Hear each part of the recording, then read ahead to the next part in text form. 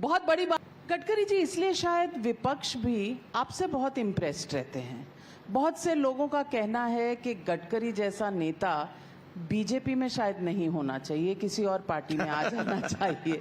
आपके बल्कि टिकट की अनाउंसमेंट नहीं हुई थी तब तक खलबली थी। उद्धव ठाकरे जी ने कहा कि आप महाविकास आघाड़ी से आकर लड़ लें, आपको सपोर्ट करेंगे, आपको जितवाएंगे।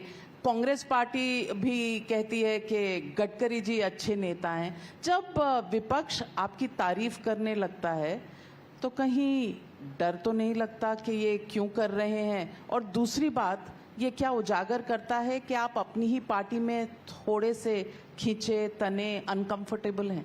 नहीं, ये सब मनोकल्पित है।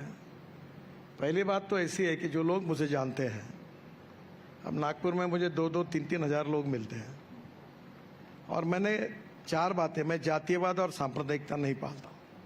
मैंने मजाक में कहा अभी पब्लिक मीटिंग में कि सब मेरा परिवार है। जो सही काम है वो सबका होगा, गलत काम अपने का नहीं होगा। और मैंने ये कहा कि जात पात की बात करोगे तो मैं ठोक दूंगा। मैं आदमी उसकी जात, पंथ, धर्म, भाषा और सेक्स से बड़ा नहीं होता, उसके गुणों से बड़ा होता है। और मैं जो सही काम होता है वो सबका करता हूँ। मैं आरएसएस का हूँ, मैं बीजेपी का हूँ, मेरा कन्विक्शन साफ है। मैं इमरजेंसी के खिलाफ राजनीति में आया हूँ।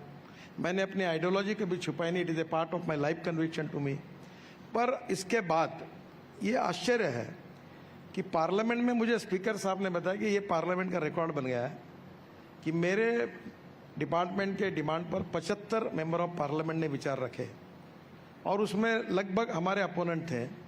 हर व्यक्ति ने, ओवैसी से लेकर सब ने मेरा अभिनंदन किया और मुझे धन्यवाद दिया। तो मैंने मेरे भाषण में पार्लियामेंट में कहा था कि मैं बीजेपी वाला हूँ, मैं आरएसएस वाला हूँ, मैंने अपनी विचारधारा कभी छुपाई नहीं है। आप मेरे विचारधारा के विरोध में हो तो भी आप मेरी तारीफ कर रहे हो, इसमें मुझे खुशी है। और प्रधानमंत्री जी ने भी कहा कि सबका साथ, सबका विकास और सबका प्रयास। और लोकतंत्र में भी जो नियमों के अधीन होकर सही काम है वो सबका होना चाहिए, और गलत काम अपने का भी नहीं करना चाहिए।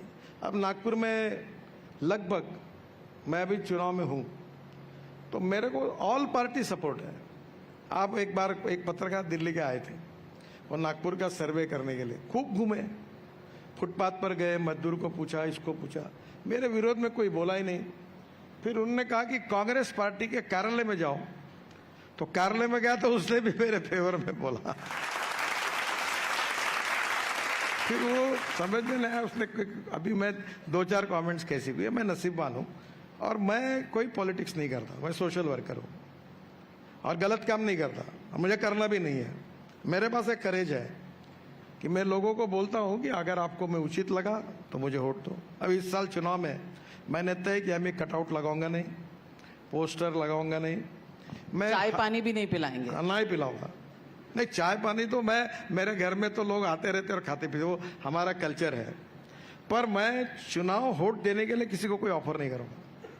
मैं ईमानदारी से काम करूंगा, लोगों के पास जाऊंगा, उनका आशीर्वाद लूंगा, जो सीनियर होंगे उनको पैर छूंगा और बोलूंगा मुझे आप सहयोग करिए।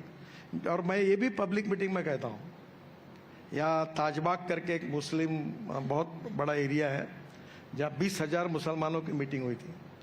तो मैंने उनको कहा कि तुम मुझे वोट तो दिया नहीं है, आज तो बहुत गुलाब के हार पहना रहे हो, तो वोटिंग के दिन कहाँ बगे थे? उन्होंने कहा सर आपने वोट नहीं दिया था। तो बोला चिंता मत करो, जो मुझे वोट देगा उसका भी काम करूंगा, जो नहीं देगा उसका भी काम करूंगा, और आप चिंता मत करिए। और मैंने काम भी किया।